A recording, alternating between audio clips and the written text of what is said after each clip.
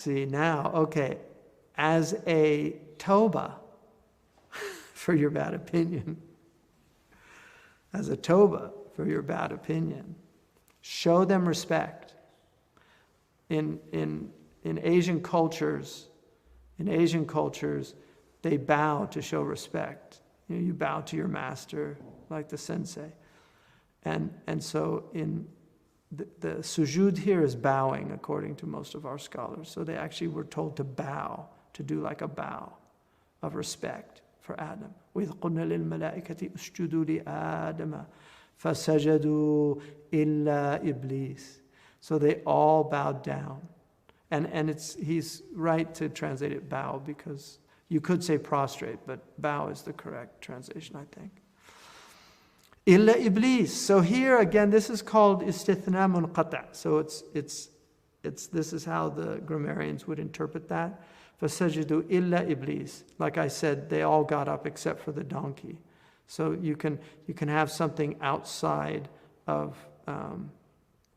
So when it said, we said to the angels to bow down, well, Iblis was included in them because he was among them. He was honorary in that mala, even though he was from the jinn. Kana min al-jinni. The Quran says that he was from the jinn. You'll find these in tafsir. Some of them say that he was transmogrified into a jinn, that he was originally an angel, and that he was given that free will, and then he disobeyed, and so he was. You'll see these things. I once was in a majlis many, many years ago. This is like 40 years ago almost. And it was the majlis of Shaykh Muhammad Ali al-Maliki, and Shaykh Muhammad al-Sabuni, the mufassir, was in the majlis, and he mentioned this ayah, and then he said he really got upset and kind of really gave a strong dars about nobody should say that Iblis was from the angels. He was from the jinn. Shouldn't be any khilaf. But there is a khilaf, it's weak. But you have to acknowledge these things. So that's the normative opinion, and the correct one, of course. Aba wastakbar. So he refused and showed arrogance. Istakbar is the beauty of Arabic, the alif sin ta is used in Arabic. It can be used for to seek something out.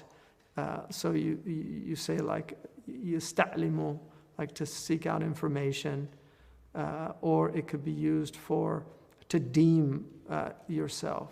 Astahsinuhu, like I consider it very beautiful. So it's used that. It also can mean istahjara. It can be sayrura, to become something. So these are different ways that alif sin ta affects the noun. In this case, it's he deemed himself great. Istakbara. So kabura means to be vast or great. Kabir. Allah is al-mutakabbir. Allah is al-kabir. Allah is akbar. Right? So these are all.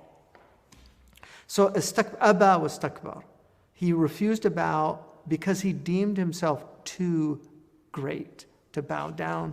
And he actually said, Ashjudu lima kharaqta, like I should bow down for, and he actually says hama'an masnoon, like black clay. So he actually uses that word. And that's why racism really is a demonic, it's from Iblis.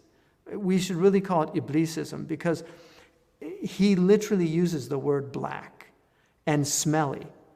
Like he said, it's black, stinky clay. Like I'm going to bow down to black, stinky clay. And I'm made out of fire. Like I'm this high element. You created me from fire. And you want me to bow down to this black, stinky clay. So he's arrogant. And so that really is the beginning of what modern people call racism. It's arrogance. And that's why the root problem is arrogance. Racism is real arrogance. That's what it is. It's arrogance in the heart. If anybody thinks they're better than another person, they're arrogant. It's as simple as that. And the Prophet ﷺ said, you will not enter paradise if you have even a mustard's weight of arrogance in your heart. So, and that's why, the Sahabi that called Bilal ibn Sauda, which he obviously meant it as a negative term, akin to maybe using a derogatory slur against somebody. when the Prophet said, he didn't call him like you're a racist, or he said, Anta imru'un fika jahiliyyah. You still have jahiliyyah in you. So he wants to treat him like he's letting him know that's a jahili statement. He wasn't jahil because he was a believer and he was a devout believer. But he was saying, yeah, you still have something in you that you need to excise. And when he understood that, he went and he asked the man to put his foot on his cheek. He literally went onto the ground and said, put your foot on, as a way of making tawbah. Like he humiliated himself before that man as a way of making tawbah, to humble himself. And that's why Adam was given the khilafah because he was humble. Iblis, see, if you look at Iblis, Iblis says, Bima aghwaytani, you led me astray. Now, when Adam was led astray by Iblis, he could have very easily said, the devil made me do it. And a lot of people take that route. The devil made me do it. So he could have said that, but he didn't. He said, I oppressed myself. We oppressed ourselves. We did it. He took responsibility. And that's the person that can be in charge. The one who's willing to say the buck stops here. The one who's willing to say, I'm responsible. Not to put the blame on somebody else. Right? Napoleon famously said that victory has 1,000 fathers, but failure is an orphan. Nobody wants to take blame.